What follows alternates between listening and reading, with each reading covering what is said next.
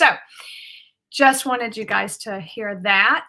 One session in particular that you might really want to hear is the welcome session with John and I, because in that session we share all of the information about our finances with Luke 10 and our budget, not our finances, but our budget for the next year that we're trying to fund right now.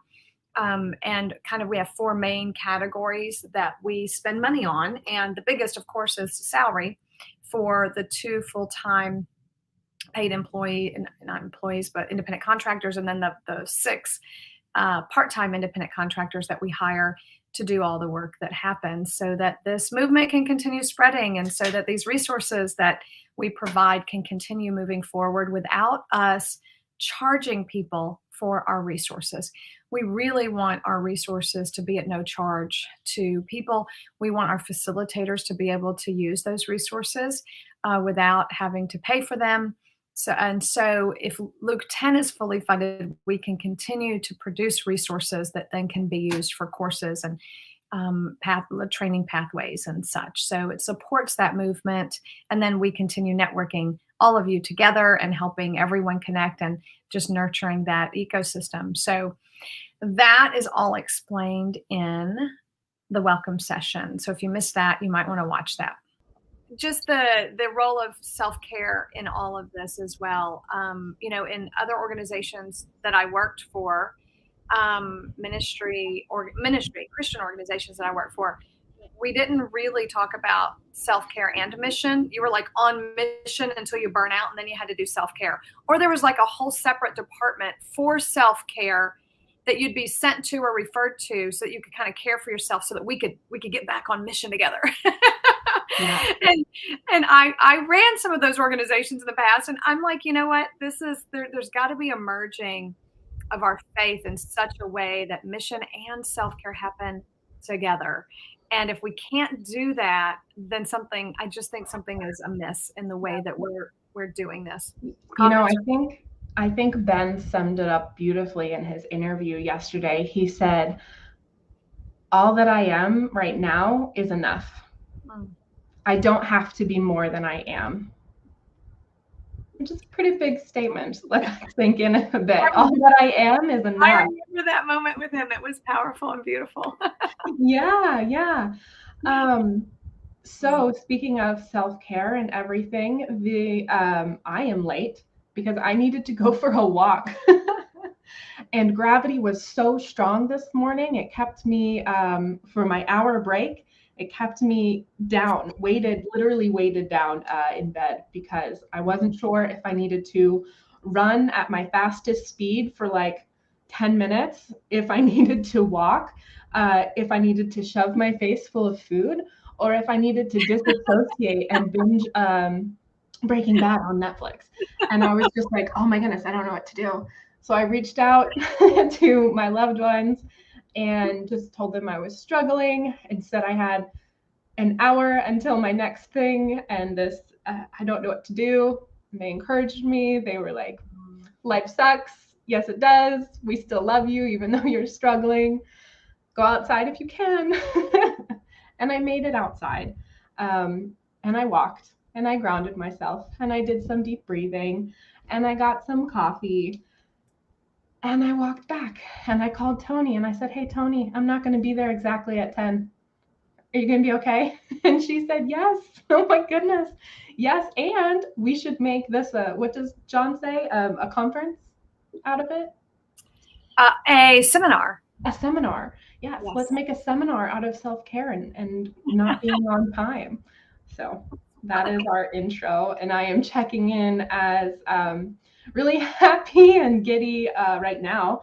And I have come back to joy from frustration and anger this morning. So it's been a fun ride and I'm feeling very supported and a little silly because of the mic problems. That was just really funny, talking about how you can't hear me and then I get muted. I swear it was an accident. I know it was. I mean, it would have been a good practical joke too, but I usually don't think that quick. No, I also had some time this morning to just like create And that was really helpful. And I learned a new trick on my iPad, which is pretty fun. And so I just drew around this morning as I was listening, and that was really helpful as well. Aw. Yeah. So that is how I am checking in. How are you checking in today? Wow, I'm actually feeling really good. I This is really, really funny. You're going to laugh at me. I'm slightly distracted because I want to know while people are looking at us, if we're in the same position that we're in now. Because oh, we are. Okay, good. Because there was one time we were live, and see, like, I sit this way because you're so close to me, and so I kind of want to have some, space between us. So this But is too it close got for you? flipped. It was flipped on the thing, and so I was like right next to you. Because I was like this having a conversation. I was like, that is so silly. I want to make sure. You can also just try to sit in the middle. That's what I try to do. Well, I kind of like being able to look at you this way instead of sitting right in the middle, because then it looks like I'm the only one on stage. But when I do this, I kind of share it anyway. This is Hillary and I. This is how we are together. It's really funny and playful. How am I feeling? I was so energized yesterday that when I energized and at the same time needing to express that energy physically, because we sit all day, right? And all this joy gets in our body, and then we need to somehow express it physically, or it just gets stuck. Yeah. And so I went to bed last night, and I was like, you know what? The only time I can get up to walk or be outside today is going to be at 5:30 in the morning, because by 8 it's like almost 100 degrees right now in Nashville. It's ridiculous. It's never like this. Maybe 1 week out of the whole summer, and this is the week. So I was like, I'm getting up at 5:30 and I'm going to go walk, and I'm going to enjoy nature, and I'm going to move my body, which, as you know, is not always me. Lots of times I'm going to lay in bed as long as I possibly can, because I'm just comforting myself and letting Jesus comfort me. And we talk a lot in the mornings when I'm laying there. And my favorite place to be with Jesus is laying there in the comfort of my womb bed. It feels like a womb. Yeah. Anyway, but so I feel, I feel connected to nature. I feel ready for the day, because it's going to be a long day for me. And excited to be here and be doing this. I just love the energy and the people that we get to be with, and love being able to do this live for others to share in. Yeah. That's it. Thank you. I'm really glad you were able to get out this morning. Last night's Hillary had plans to get up at 5:30 as well. So I'm glad my plans went somewhere and they went to you. There you go. You were sending me vibes. Well, I went to bed at 8:30 last night, as we do, because my husband gets up at 4, and the kids just kind of stay up and put themselves to bed at this point. So so I definitely got to bed a lot earlier than you did. That's all right. Thank you. So today's session is Gentle Curiosity, and we have a list of questions from John, and he kind of already asked you most of them. Oh, goodness. Some of them, I guess, from your intro welcome session. So I guess I would love to hear a little bit about you, how you describe what you do, where you are, and let's see here. We'll start with that. How I describe what I do. All right. What do I do? With Luke 10 in general. Let's say in general, and then we'll go to Luke 10. All right. This is kind of fun. People might not know this. I used to be embarrassed and ashamed to share this for many, many years. So here you go. I was an athlete in school. I played softball for 9 years. That's not the embarrassing part. Played softball for 9 years, and was in gymnastics as well. And then in high school, but from the moment I was like 5, I wanted to be a cheerleader. Okay. And it is embarrassing even to this day for me. And you might say, why is that embarrassing? I think it's embarrassing because obviously the cultural, sociological ramifications of the fact that we put girls in really, really short skirts and do that whole thing, right? And I was a sociology major, so of course, at one of the biggest feminist schools in the nation, by the way. So obviously, that can be very embarrassing for me to admit that I was a cheerleader. And then I always wanted to be one from the moment I could even have memories. And we would play cheerleader like all growing up. We would have tryouts. I worked on my splits. Like I lived and breathed this for a good 15 years before I actually got to try out. Maybe 12 years before I got to try out. So that's just a little tidbit most people don't know about me. But those who cheered, we cheered competitively. So we had just as many boys on our squad as girls. And yes, I was thrown in stunts, and I was a tumbler as well, and flew in the air and all that stuff. And our guys were amazing. Our girls were such incredible athletes. And even some of them were football players. And most of them said, you know what, training as a competitive cheerleader is much harder than other sports because it's year round. You don't ever get a break. Mm-hmm. And we train hard. All that to say that I think that even back then, I could see my design. When I look back, I go, man, yes, I love to excel. I love to be the best I can be. And I love to do it with a team. And I love cheering other people on and making them shine. Just really funny, when I look back and go, man, it was in me. It was in me from birth to shine and to help others shine. So that's the easiest way I describe what I do is I do hone the skills that I have to try to be the best at what I can do. But then I also want others to shine and excel in who they are and what they do. Wow. Long story.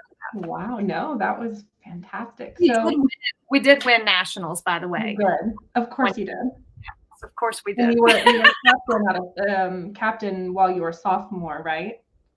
Well, I gave up being captain. It was my senior year that I was nominated captain, and I gave it up to be the chaplain of our cheerleading squad because cheerleading was burning me out, and I really wanted to serve Jesus. But I wanted to stay in sports as well. And so they said, you know what, you don't have to compete, just practice with us and stay with us and be with us and chaplain us. So as a senior in high school, my precious cheerleaders, and if any of y'all are watching, I love y'all. They just wanted to know Jesus and wanted me to be there for them in all the things that they were struggling with, which were a lot in high school, believe it or not. I faced stuff that I was not prepared to face as a senior in high school. As a senior chaplain in high school. Yes, really caring for my cheerleading squad. And I had not been prepared for these things. I'm just going to tell you right now, which very quickly made me realize that church wasn't preparing us to live in the real world and actually pastorally care for our communities.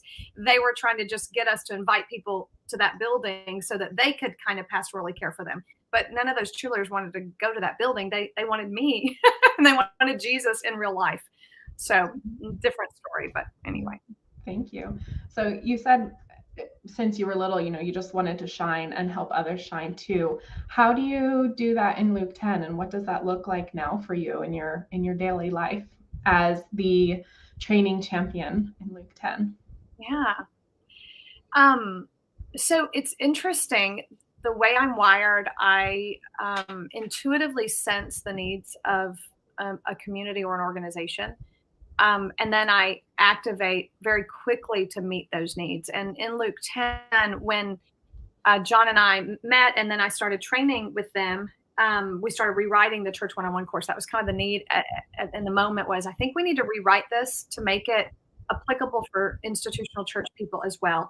And so we started rewriting that. And then I started realizing that, it's the facilitated experience that happens. So we started experimenting and facilitating, but then of course that meant we needed facilitators.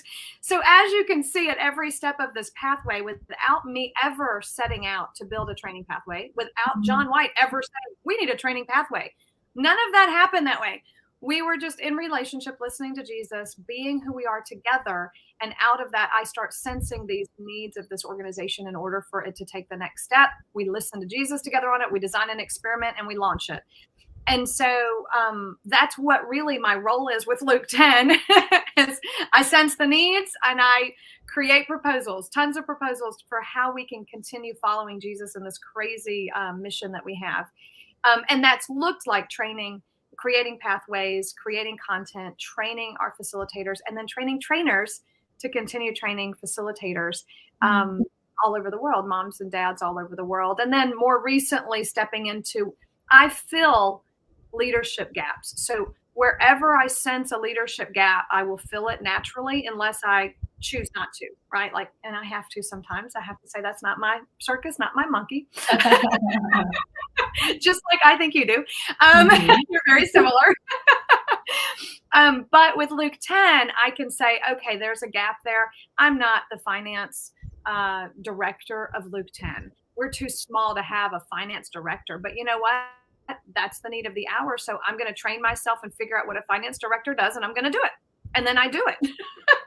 And I do it well enough to get an experiment going, right? Mm-hmm. So obviously, if we're going to grow larger, we're probably going to need someone who actually knows what they're doing in that field and is better than me and knows more than me in that field. So I experiment in whatever field is necessary or needed, but then I find someone who does it better than me, and I hand it over to them. Hence, right now. It almost sounds like that's your model of how you shine and then making others shine. So you are jumping in, shining, doing what you do with figuring everything out, getting it running and launched, and then also looking for the best person who can really shine through and take it in their own. Is that what I'm hearing? Yes, absolutely. Yeah. Absolutely. And then handing it over and being so excited that they get to share. So I'd love to know a little bit more about what your process has been like in shining. Have you always been able to shine fully of who you are and be accepted? And if not, tell us a little bit about that and what it's like different here in Luke 10. Wow. No, I'm going to say a big no to that. I've not always felt the freedom to shine. And I think the world kind of crushes people that try to, just not to incriminate anyone. I won't even use names or relationship. But when I was a child, I was in a grocery store and I heard music all the time in my head. Like I lived a musical. My family does. I mean, we all sing, we all do karaoke. We sing all the time. So I'm in the grocery store and I'm dancing down the aisle. I'm probably 8 years old and I'm in my own world. I am shining in my mind. I am like singing and I am being me.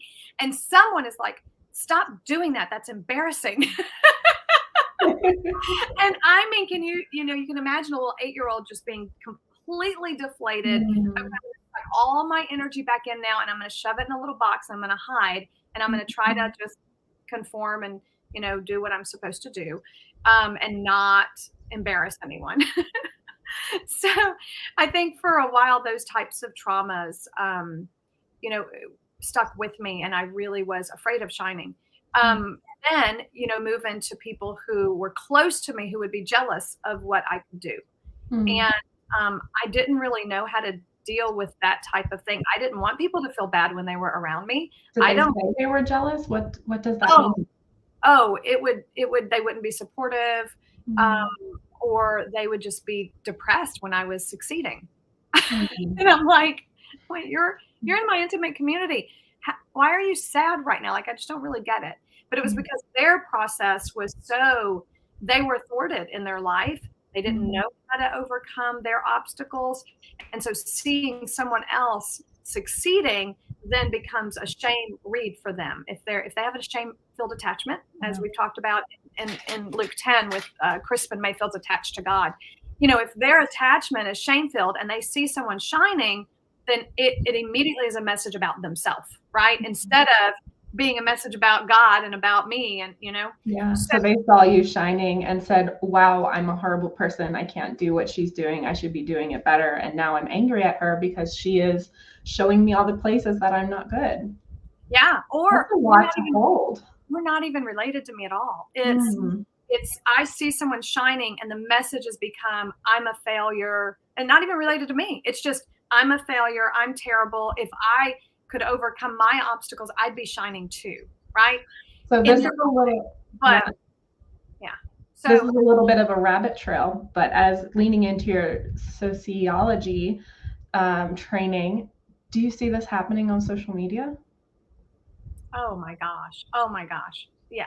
Yeah, we can't even go there. But there was that documentary years ago. There was a documentary out. I forget what it was called.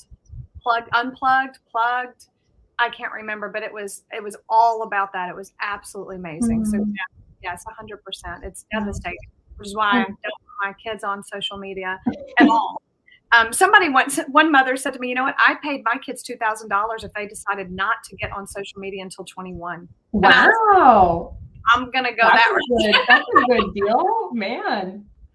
Wow. All right. So Yes, bringing it yes. back to shining and not being able to shine or feeling, what did you feel No. like when So people said that they were jealous of you? What was yeah, that like for you? I felt like I must be doing something wrong, right? Mm, Because this obviously isn't bringing closeness and connection with the people I love. So I must be mm, wrong. I must be doing something wrong.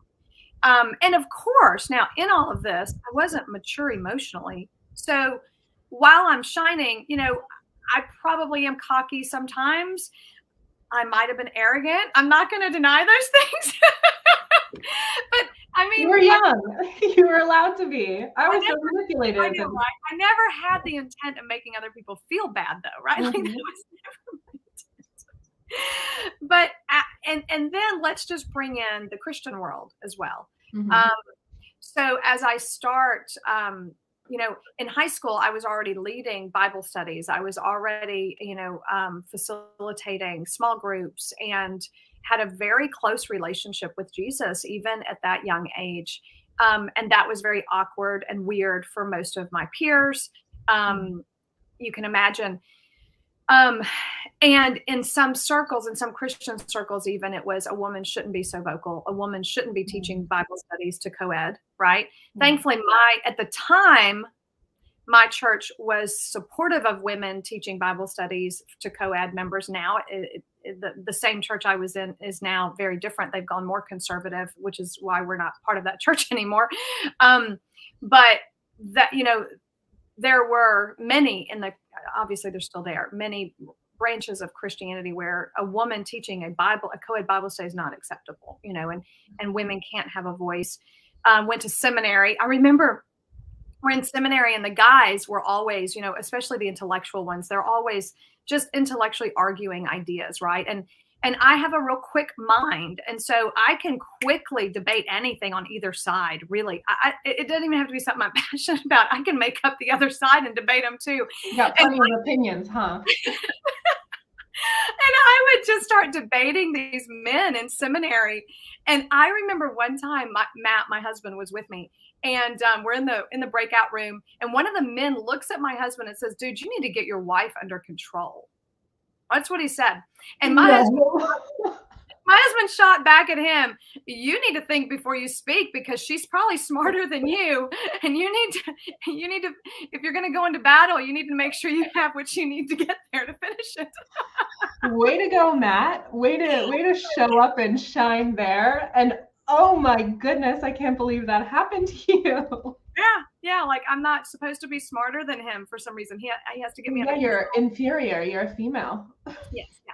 So that was fascinating, and then the worst was I rarely found a leader who wasn't intimidated by me. Hmm. So there I was, wanting to be mentored, wanting to be on a team because I work best on a team, wanting heart to heart connection with people. And a few of the leaders that we had were intimidated by me. Hmm. And so they needed to push me down so that they could stay on top, right? If they elevated me, they were afraid I'd take their place, which I never wanted to take their place because I saw the unique design of each person and wanted to come together to do something powerful, not take their place. But they didn't have a mindset of an ecosystem of grace where Hmm. everyone can thrive and where leadership is actually creating a space for abundance to dwell, right? And so that really is probably why I'm with Luke 10 today. Honestly, the absolute reason why I'm there is because John and Kent Smith, Kent Larson, Jim, they created a space for my abundance to dwell. They weren't Wow. intimidated by me at all. They were like, yeah, we can draw out all of your strength and we can help you mature at the same Mhm. time. An amazing concept, isn't it? Like, wow. What would that have been like had I had mature elders like that when I was 15, 16, 17, who could draw me out and help me mature emotionally so that I Not didn't destroy? push you down and quiet you. Hmm. Yes. Yeah. Yeah. So that's why I'm here and I'm loving it. So has Shining in Luke 10 just, I mean, since you started with Kent and John and Jim, was it always easy for you? Did you just like automatically shine and you knew what you wanted to do? Was there a learning curve, or what was that like, learning how to be I think the accepted? signing part was easy. Well, okay. So there was a critical moment in my history, um, probably 10 years ago. I was at a Thrive training conference, which is relational skill training, best training ever. Thrive today. If we haven't mentioned it yet, please look into it if you're leading anything. My husband and I were there, and they have you listening to God on different things all week long. And in one moment, it was just Jesus started coaching me as I was listening in appreciation to him, and he starts coaching as he does, right? Drawing you out, educing you, and it was around this very thing about shining, because he told me you were created to shine, and I was sitting there with him journaling, and I'm like, I start bawling my eyes out, and I'm like, no, I was not, because other people feel bad when I shine, so I can't shine. There's no way. And I mean, I was like hyperventilating almost with Jesus right there. And, everyone else is around me listening to God too. And, I'm trying to keep it together. And he said, Toni, I didn't create you to shine so that other people would feel bad. That is not why, that's not why you shine. Do you know that you can shine to inspire others to Wow. shine too? That's why I created you to shine, so that you can inspire others to greatness. Inspire when people see some excellent thing, in front of them, it awakens a desire inside of them to do that. And yes, if there's a lot of trauma, that awakening can be painful for people. And I'm going to teach you how to walk with people through that pain in their life and help them remove it so that they can shine and that won't be painful. But you don't shine to make others feel bad. You shine to inspire them to greatness. And that's what we're going to do together. And that reframing for me, giving me permission to shine, was essential. There's no way I would have stepped into my calling, stepped into who I am, without that reframing from Jesus. Wow. Wow. Yeah. How did that make you feel, hearing that you were created to shine, to inspire others? Oh my gosh, I wept and wept. I can feel it now. It kind of comes all the way up. It felt, it made sense. It made sense, right? It was like, oh, so I wasn't wrong all these years to want to be great at what I do. Not like great, like popular fame at all. For me, it's just good at what I do. Skilled. I wanted to be the best baseball player. I wanted to be the best cheerleader. I wanted to make straight A's and did. So I just have that longing, and so to be able to embrace all of me and go, oh, you weren't wrong to want those things. And then to be able to enjoy those parts of me. So it really brought integration, because I think up until that point, I was ashamed of that part of me that wanted to succeed and wanted to excel and wanted to do well. I was ashamed of that part because it had caused pain. So that moment was integrating, and I got to welcome all of me back into the game, right? And say, come on, bring it. Let's want to shine. What does that look Thank you. That warms my heart. I feel excited and happy for you as you share those words. We did get one comment from Lisa while we were talking. And if you are joining in live, feel free to leave a comment down below. We will read them and say hi to you. Sadly, we can't tell how many people are watching us.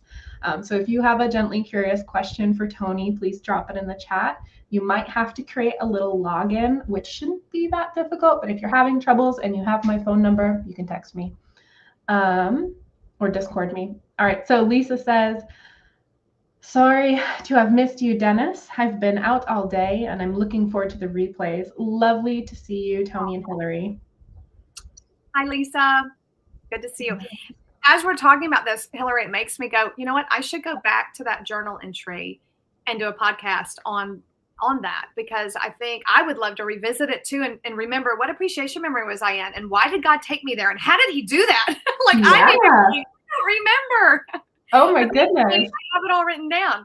So maybe that will be an upcoming podcast. I'd love to revisit it for myself. And what a great model of being Jesus-led with your podcast. If you guys caught the podcast recording yesterday, Toni was sharing how, you know, podcasting schedules, and there's definitely like one way to do it, and you should definitely, you know, always be consistent and do this, and that's what kind of like marketing tells us to do. But we do things different in Loop 10. And she just takes her time and listens to Jesus and doesn't really do anything unless she's feeling motivated in what way to do it. And we just got to view that a little bit, and maybe we'll get a podcast about when that big integration moment of not wanting to shine for fear of hurting others and then fully shining and embracing the calling that God had on Toni's life. Yeah. I can't wait for that podcast.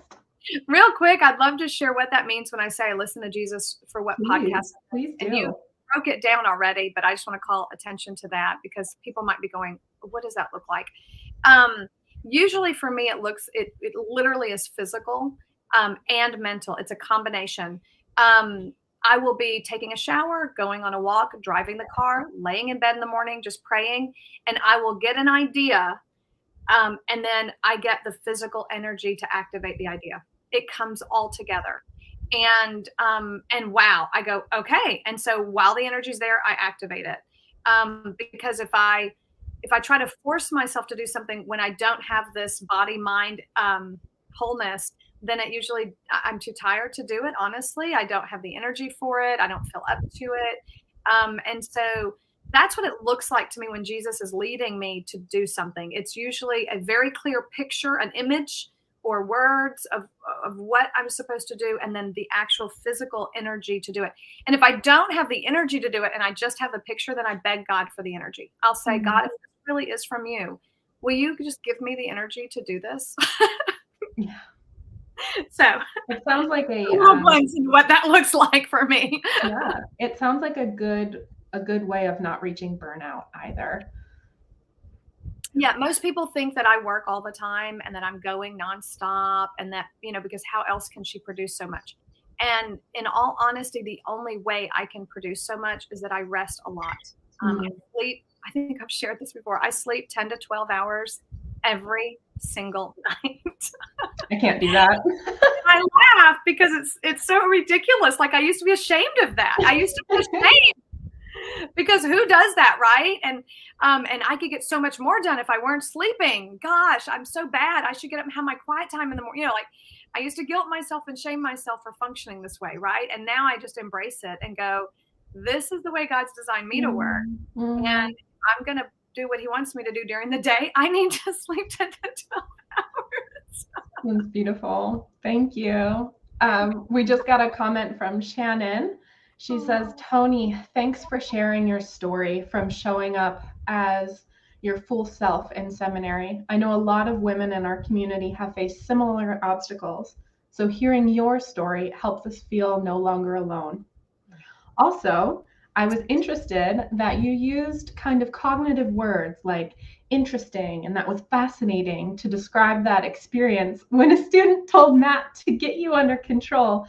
I'm wondering how that experience made you feel. Our women are too amazing. I'm telling you, y'all been challenging me all day on Instagram and now here. So when that guy said, "Matt, you better get your wife under control," what kind of fire were you? I can use other choice words, but I'll try to keep it very PG. We are live. I was very angry. I was very angry. Yeah. I was very angry.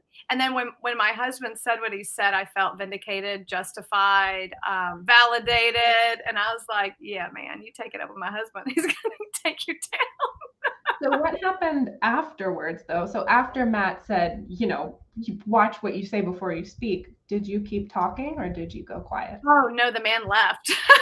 Ooh. He was like, whatever. And he just left. And then I know Matt and I had a moment of me going, thank you. Like, thank you. And he's like, they just have to learn that you have the Spirit of God in you too. And you're going to speak your mind. And if they can't handle it, they need to get out of the kitchen if they can't handle the heat. Wow. So that, yes, that was very validating from my husband's perspective. He's always been very validating of me. Thank you for sharing. Shannon, if you have a follow-up question, feel free to put it in the chat. And thank you so much for asking too. That was such a good inside look. Yeah. So Hillary, one thing you asked too about is, shining in Luke 10. I will say that it was very easy because John White, he gives me so much recognition all the time. It's ridiculous. And, we do study the Enneagram. And so, that is one of the needs of a 3, if they're in a working environment, is to get recognition. I don't know if he knew that though 5 or 6 years ago, because the Enneagram's been new to us, but he just naturally appreciates every single person's design that he works with. And he induces that design out all the time. So not only was it easy to shine, it was almost required if I was going to work with him. What do you mean? What do you mean by that? What that sounds intrusive. Maybe you have felt that. Because he would coach me, and if he noticed something blocking me, it was like, okay, we're going to lean into this. Let's talk about this. What's going on? Why aren't you? Oh, that. Yes, I have felt that with John. Yeah. What's happening here? Yeah. And then you're like, oh, I really just wanted to shrink back and hide. But now I'm being called out and drawn out and healed. And well, that's different. I'm not used to leaders doing that with me. And I would lean in because it's amazing, right? Even though it's hard work, it's amazing work. There was that. And then there was the maturity aspect, which was a lot harder because in order to fully show up with my voice among a group of men, to be perfectly honest, because I was the only woman in leadership in this, organization, and do it lovingly and gently and respectfully, that is a lot of work for me. And not fearing abandonment or rejection. And, so having to disagree with John White in the early days, I distinctly remember the first in-person retreat Kent and John and I had. And John, I just totally didn't agree with what where the direction he wanted to take the conference in, or I did, but we weren't communicating well. I don't even know. I remember going to my room that night, and this was 6-7 years ago. So I was already 40, which in my mind is pretty old. Like, you should be mature by 40, right? No, I wasn't. I went to my room after our meeting because we called a timeout, and we were like, let's just take the rest of the night off and rest and pray and listen to God, and maybe tomorrow morning we'll have a way forward. And so we really respect that silence. Or those spaces, right? And we had dinner and played and all that, but we didn't talk business the rest of the night. But I went to my room, and I remember the pain was so intense that I was feeling. And it was fear of abandonment and fear of rejection. And it was so powerful that I felt it in my stomach, the pit of my stomach, my whole body was shaking. And I curled up in the fetal position and cried my eyes out. I mean, I didn't know what was happening to me. And I remember listening to Jesus in those moments and him coaching me on how to stay present, stay fully me, even when I'm afraid of rejection. And that was really, really hard because growing up, I never, ever, ever had that. I never had someone confront me or challenge me and love me at the same time. And not leave.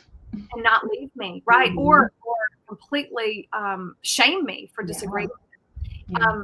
Very, very strong father. I wasn't really allowed to have my own perspectives or thoughts. Um, in some ways, I love you, Daddy. In some ways, I wasn't even allowed to have my own taste in food. I mean, if he liked a food, everyone should like the food. And if we didn't, what was wrong with us? There was something wrong with us. I love you, Daddy. But I grew up thinking that if I disagreed with my father, something was wrong with me. Not something's right with me. I'm designed differently. God's made me differently, right? So maybe I'm a different person than my dad. I'm a different person. So I didn't really get that coaching growing up. And I love my dad, and he loves me. And thankfully, he accepts me beautifully now with all my differences. Hard for him to enjoy some of them, but he tries really hard. But John was able to step in and really reparent that part of me that didn't get that. And I did the work with Jesus to coach myself and let Jesus coach me and how to then go back into that type of setting and stay myself, but also stay relational and keep the relationship bigger than the problem. And so we've been working on that, and we've had tons of opportunities to work on that together.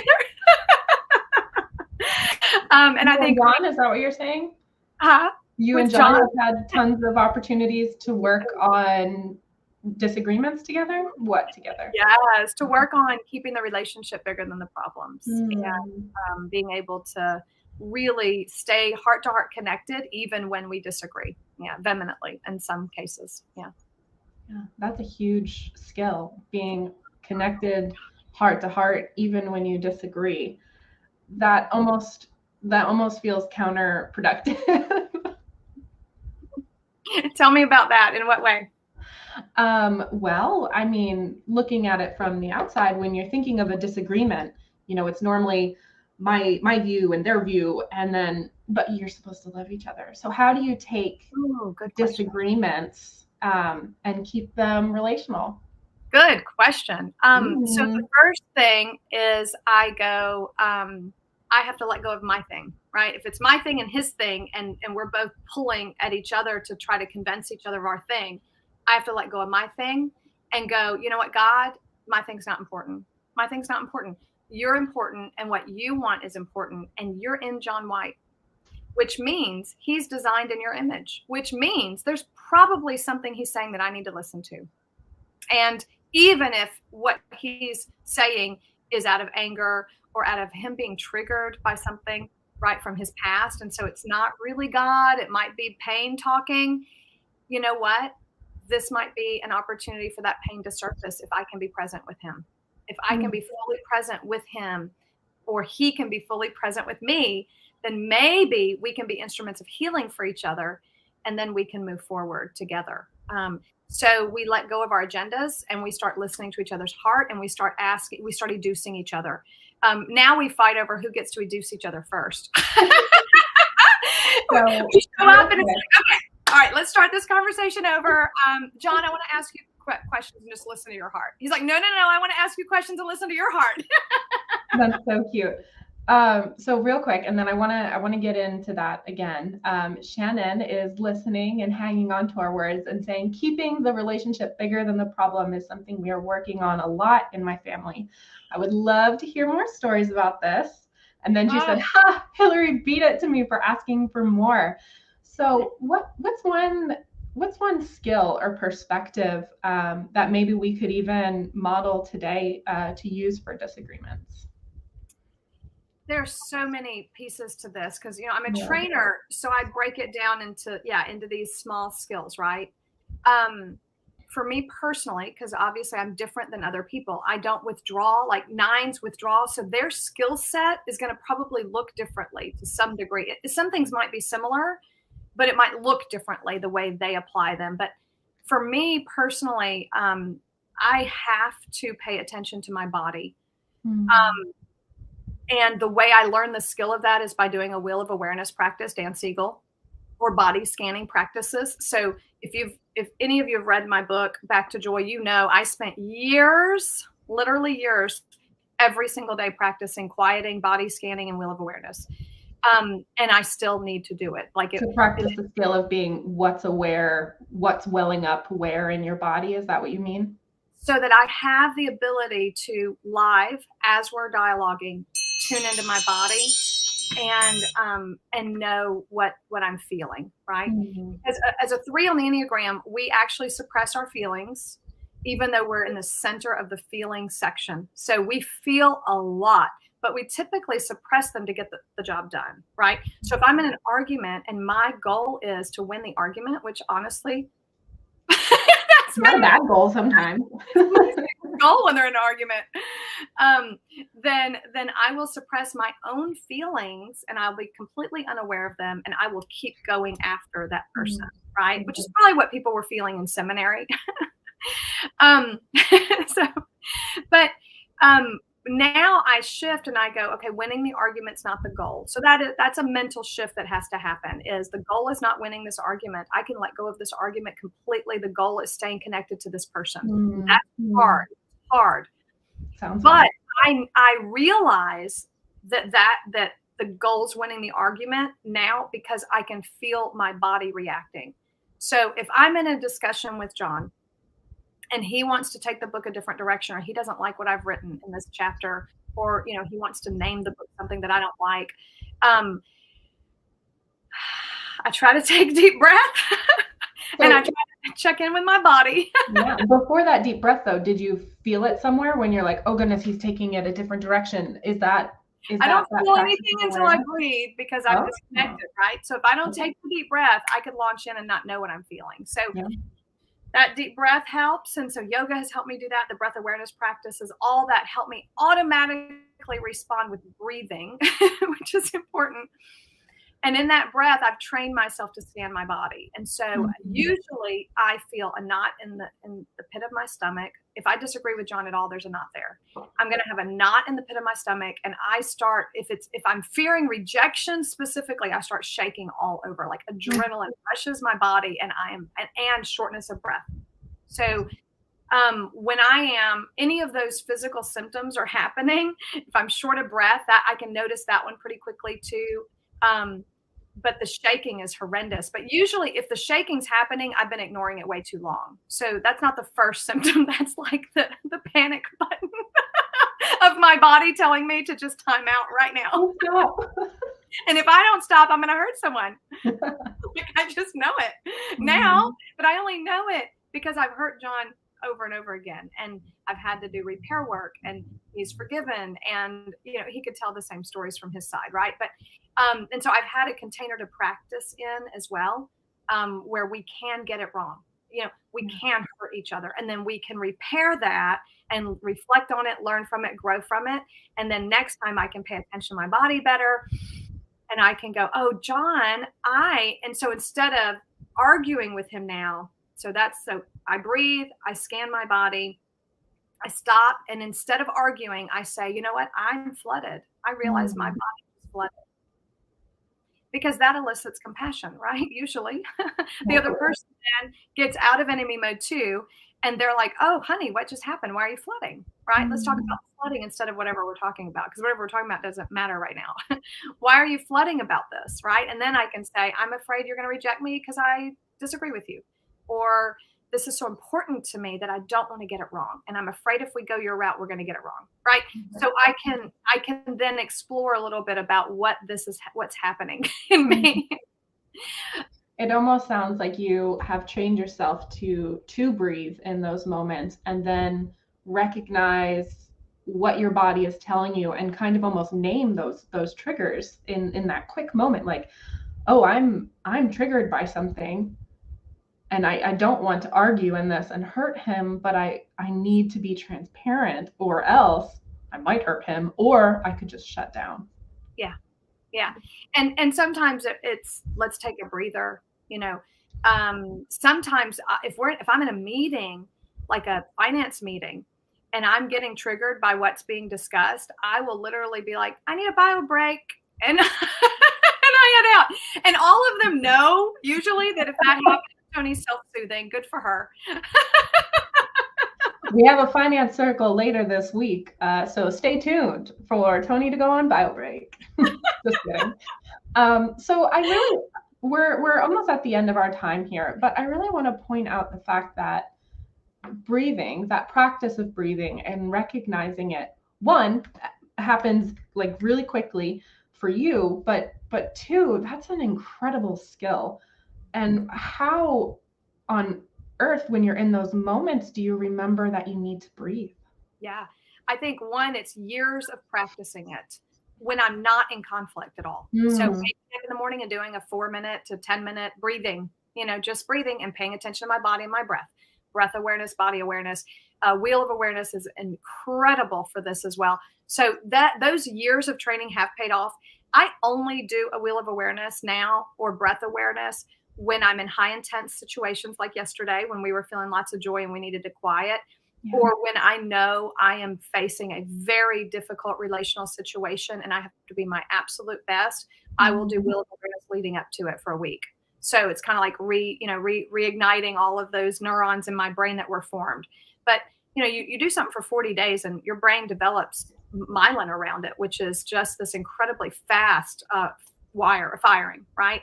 So I have it there. I can reactivate it, but actually being able to get it wrong and have to do that repair work has been the best learning experience in actual community, helping me identify it when it happens.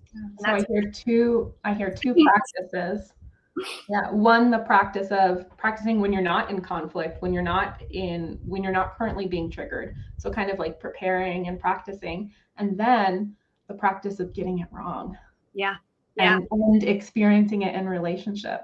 Yes. And Wow. I think that we are so wired to have to get it right all the time that we don't realize our families are supposed to be that container for us where we can get it wrong and then we can repair, and that's how we train each other. So if we actually have that in our household, in our family, wow, we are light years ahead of the rest of the world. Honestly. I mean, we could do a podcast on that. We might need to talk about what repair looks like. Sorry. We might need to talk about what repair looks like at one point in time as well. But yeah, if you're still watching, throw a question in the chat or a takeaway in the chat. We're going to take a couple seconds to just breathe before we go into our closing round. What was most important? What are you taking away? Or what did you see happen?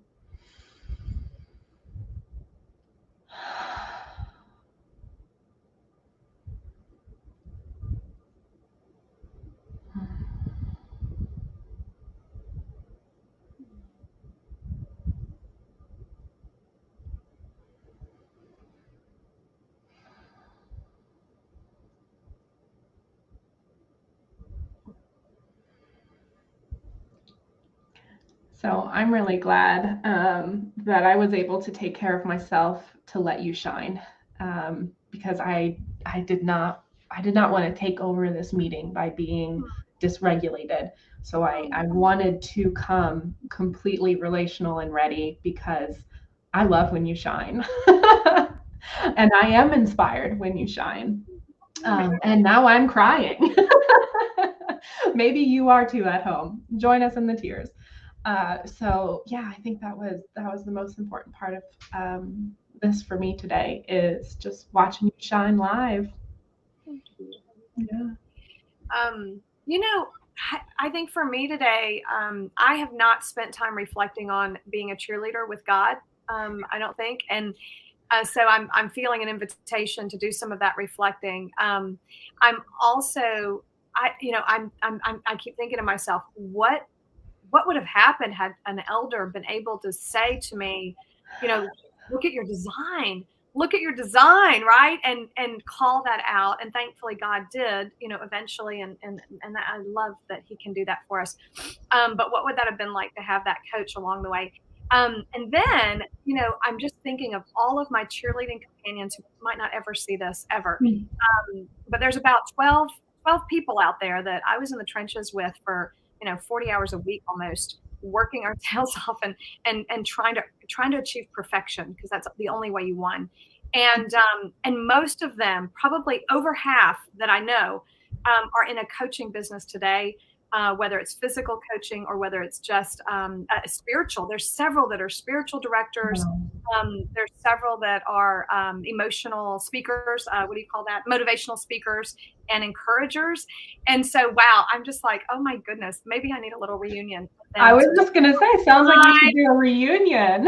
Encourage them, but I see them on Facebook every now and then, and we're friends, and so I see what they're doing, and I'm always like, I love what you're putting out in the world. This is amazing, Wow. But it's every time I see another one come out with their business, I'm like, because it's like all in their 40s, they're hitting that stage of starting their own businesses, right? And I'm like, this is amazing. These people are so cool. So anyway, that's my appreciation today. Thank you for opening that door. That's going to be fun to play with. Yes, thank you. All right, before we end our session, we're going to orient you on what's next for the day and then get back. Quick question, is Anne available for? Oh, good.